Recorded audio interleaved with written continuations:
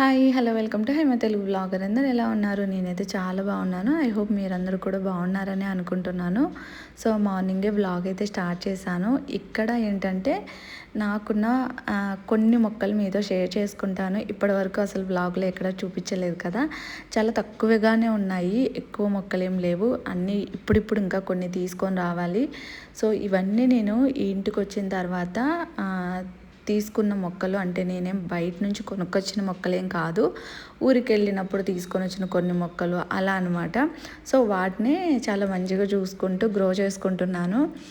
Money plant అయితే ఒక 6-7 months అమ్మ వాళ్ళ ఊరికి వెళ్ళినప్పుడు అక్కడ నుంచి తీసుకొని వచ్చాను. అసలు ఎంత బాగా గ్రో అవుతుందో. అండ్ ఈ కనకాంబరం మొక్క కానీ, అలాగే చామంతి మొక్క, ఇంకోటి అలోవెరా, ఇవన్నీ అమ్మ వాళ్ళ ఊరి నుంచి తీసుకొని వచ్చిన మొక్కలే మంచిగా గ్రో అవుతున్నాయి. అసలు మొక్కలు ఏవి పాడవలేదు. మోస్ట్లీ ఒక్క చెట్టు మాత్రమే అమ్మ వాళ్ళ ఊరు నుంచి తెచ్చిన తర్వాత పాడైపోయింది. అది కరివేపాకు చెట్టు. అది కూడా బాగానే ఉండేది, బట్ ఏంటంటే గ్రో అవ్వలేదని నేనే తీసేసినాను. అండ్ ఇంకా రీసెంట్గా ఇవి జస్ట్ ఒక 1 వీక్ బ్యాక్ నేను మళ్ళీ వేరే పార్ట్లో ఈ మనీ ప్లాంట్ పెట్టానన్నమాట. ఎందుకంటే డోర్ దగ్గర ఒకటి పెట్టాలి అన్నట్టు మళ్ళీ వేరే దాంట్లో నాటాను. చూడాలి, ఇవి అంటే బాగానే ఉన్నాయి, ఇంకా కొత్త బ్రాంచెస్ అయితే ఏమీ రాలేదు, ఎలా ఉన్నాయో అలానే ఉన్నాయి. జస్ట్ 1 వీక్ బ్యాకే కదా, సో అవి అలా ఉన్నాయి. వాటర్ అయితే పోసేసాను. నిజంగా ఇంట్లో మొక్కలు ఉంటే ఎంత పాజిటివ్గా ఉంటుందో తెలుసా. ఆల్మోస్ట్ నేను కిచెన్ దగ్గర కూడా ఒకటి పెట్టుకున్నాను, ఇంకా ప్రాపర్గా అదేం చూపించలేదు మీకు. సో ఇంట్లో మొక్కలు గ్రో చేయడం కూడా ఒక హ్యాబిటేనండి. అంటే ఒక రిలీఫ్ని ఇస్తుంది. అంటే వాటిని మంచిగా చూసుకోవాలి, అంటే వాటి మీద ఇంట్రెస్ట్ ఉంటేనే మొక్కల్ని కూడా మంచిగా చూసుకోగలుగుతాము. అండ్ ఇక్కడ ఏంటంటే ఇంకా ఈరోజు వచ్చేసి అచ్యుత పయోది యాన్యువల్ డే అనమాట. అమ్మ నాన్న వచ్చారు, అలాగే ఇంకో అమ్మ, నా ఇద్దరు అమ్మలు వచ్చారు అండ్ నాన్న వచ్చారు అనమాట. అత్తయ్య మామయ్య వాళ్ళకి కూడా కాల్ చేసాము, బట్ వాళ్ళు రాలేము, అంటే అత్త కొంచెం హెల్త్ బాగాలేదనమాట. సో దానివల్ల రాలేమని చెప్పారనమాట. అండ్ అమ్మ వాళ్ళు కూడా జస్ట్ ఆఫ్టర్నూన్కి వచ్చారనమాట. Evening programme. అమ్మ అయితే మార్నింగ్ వచ్చింది.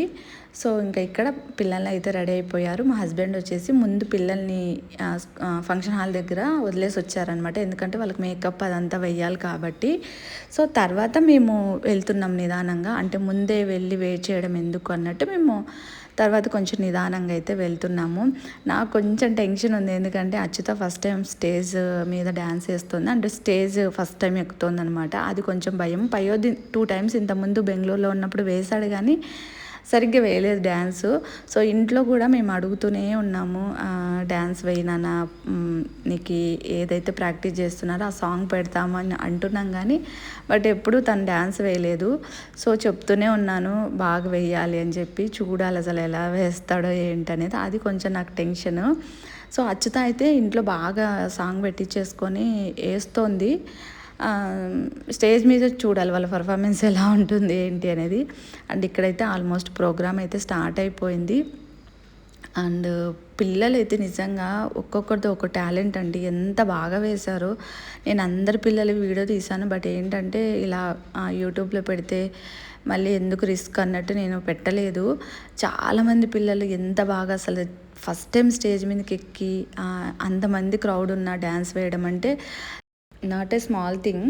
ఎందుకంటే మనమే పెద్దవాళ్ళ మీదనే ఒక స్టేజ్ మీదకి ఎక్కి మాట్లాడడం అంటే కొంచెం భయం అనిపిస్తుంది. అలాంటిది పిల్లలు, సో వాళ్ళు ఎంత బాగా వేశారో. సో ఇక్కడ ఏంటంటే అచ్యుత డ్యాన్స్ పర్ఫార్మెన్స్ చేస్తుంది. అసలు ఎంత బాగా వేసిందో, నేనైతే చాలా హ్యాపీగా ఫీల్ అయ్యాను.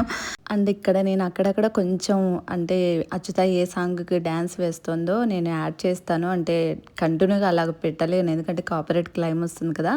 సో జస్ట్ అట్లా చిన్న చిన్న క్లిప్స్ నేను యాడ్ చేస్తాను, చూడండి.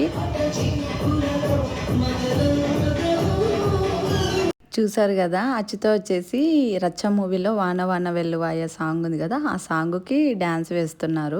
పిల్లలు నిజంగా అందరూ చాలా బాగా వేశారు.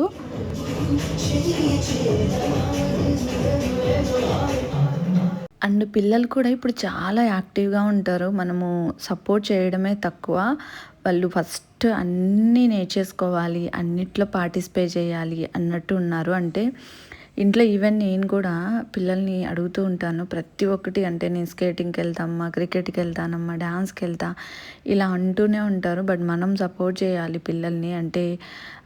అంటే నీకు ఇది రాదు, నువ్వు ఇది చెయ్యలేవు అలా అనుకోకుండా వాళ్ళని మనం కొంచెం అంటే నువ్వు చేయగలుగుతావు ప్రాక్టీస్ చేయించడం కానీ ఇలా చేస్తే నిజంగా ఖచ్చితంగా బెస్ట్ రిజల్ట్ చూడగలుగుతాము. నేను అదే అనుకున్నాను. ఎందుకంటే పయ్యోద్ది విషయంలో లిటరల్లీ నేను 2 years కొంచెం బాధపడ్డాను. ఎందుకంటే స్టేజ్ మీద అరే డ్యాన్స్ వేయలేదే అన్నట్టు అనుకున్నాను. బట్ ఈ ఇయర్ నిజంగా చాలా చాలా చాలా హ్యాపీగా ఫీల్ అయ్యాను. ఎంత బాగా వేశాడో. ఈవెన్ ఇంట్లో మేము కూడా చాలాసార్లు చెప్పాము. అంటే నేనని మా హస్బెండ్ అని కూడా చాలా సార్లు స్టేజ్ మీద ఎక్కగానే నువ్వు షై ఫీల్ అవ్వద్దు, భయపడద్దు. మెయిన్ ఎవరిని చూసి అందరు నీతో చదువుకున్న పిల్లలే. సో అందరూ మంచిగా నేర్చుకోండి, మంచిగా చదువుకోండి, అందరితో మంచిగా ఉండు ఇట్లా చెప్తూనే ఉంటాను నేను. అదొక్కటి భయపడద్దు నాన్న, బాగా వేయాలి డ్యాన్స్. ఈవెన్ డ్యాన్స్ అనే కాదు, స్టేజ్ మీద ఏది నువ్వు మాట్లాడాలనుకున్నా కొంచెం గట్టిగా మాట్లాడు, మంచిగా చెప్పు, మేడం అడగగానే ఆన్సర్ చెప్పు, ఇలా నేను చెప్తూనే ఉంటాను పయోధికి. అది నాకు చాలా అంటే మేము చెప్పడం వల్లనో తెలీదు తను చాలా చేంజ్ అయ్యాడు. సో ఈరోజు చూస్తున్నారు కదా స్టేజ్ పైన డ్యాన్స్ నిజంగా చాలా మంచిగా వేశాడు. ఈవెన్ డ్యాన్స్ అనే కాదండి, ఎడ్యుకేషన్ కూడా నాకు చాలా ఇంప్రూవ్మెంట్గా అనిపించింది. ఎందుకంటే మేము పయోధిని అసలు ఎల్కేజీకి జాయిన్ చేయించలేదు, డైరెక్ట్ యూకేజీకి జాయిన్ చేయించాము. అసలు స్టార్టింగ్లో చాలా ఇబ్బంది పడ్డాడు. అసలు లిటరల్లీ ఏడ్చేసేవాడు అనమాట. కనీసం స్లేట్ పెన్సిల్ పట్టుకోవడానికి కూడా రాలేదు పయోధికి. స్టార్టింగ్లో పెన్సిల్ పట్టుకోవడం కూడా రాదు. సో అలాంటి పయోధి ఈరోజు అన్నీ చెప్పేస్తాడు. అసలు టేబుల్స్ కానీ, హిందీలో కానీ, ఇంగ్లీషు చాలా బెటర్మెంట్ అనిపించింది. అండ్ ఈవెను టీచింగ్ అనే కాదు, ఇంట్లో నేను కూడా అసలు స్కూల్ నుంచి రాగానే కూర్చొని చెప్పడం కానీ, మంచిగా ఇట్లా కాదు ఇట్లా చెప్పడం, అదేనండి మన సపోర్ట్ ఉంటే పిల్లలు కూడా బాగా అర్థం చేసుకొని బాగా ఇంప్రూవ్మెంట్ చూడొచ్చు. నాకు అది బాగా కనిపించింది పయోధిలో. అండ్ చెప్పగానే వింటాడు, అర్థం చేసుకుంటాడు పయోధి నేను ఏం చెప్తున్నాను అనేది. అలానే 24/7 చదువుకో, రాసుకో అని ఏం చెప్పనండి. జస్ట్ హోంవర్క్ ఇస్తారు కదా, ఆ హోంవర్క్ చేయించేటప్పుడు జస్ట్ పయోధికి రానివి కూర్చొని నిదానంగా చెప్పిస్తాను అంతే. ఆడుకుంటారు మంచిగా, అవన్నీ ఉంటాయి. బట్ వాటితో పాటు నా సపోర్ట్ ఎక్కువ ఉంటుందన్నమాట. తనకి ఎక్కువ కూర్చొని పిల్లలకి చెప్పిస్తాను నేను. సో ఇక్కడైతే ఇంకా పయోధి అయితే డ్యాన్స్ వేస్తున్నాడు. ఏ పాటకి డ్యాన్స్ వేస్తున్నాడో కూడా చూడండి. ఇది వచ్చేసి హిందీ సాంగ్. నాకు మూవీ నేమ్ ఇవన్నీ ఏం తెలీదు. జస్ట్ టుకురు టుకురు అనేదో సాంగ్ అనమాట.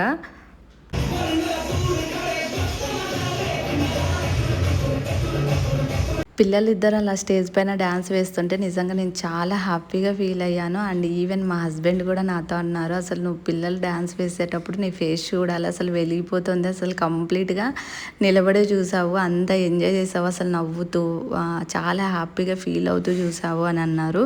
ఈవెన్ మా నాన్నతో కూడా అన్నారంట మా హస్బెండ్, అసలు హాయిమా ఫేస్ చూడాలి పిల్లలు డ్యాన్స్ వేసేటప్పుడు, అసలు ఎంత హ్యాపీగా ఫీల్ అవుతూ చూస్తుందో, అసలు వెలిగిపోతుంది తన ఫేస్ అన్నట్టు అన్నారంట నాన్నతో. నాన్న మళ్ళీ నాతో అన్నారనమాట.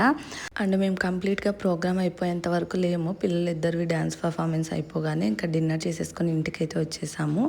అండ్ ఇక్కడ అచ్చుతా వచ్చింది, తనకి స్నాక్స్ అయితే ఇచ్చాను. So that's it today vlog. నచ్చితే like and share, comment, stay tune. Thank you for watching and bye.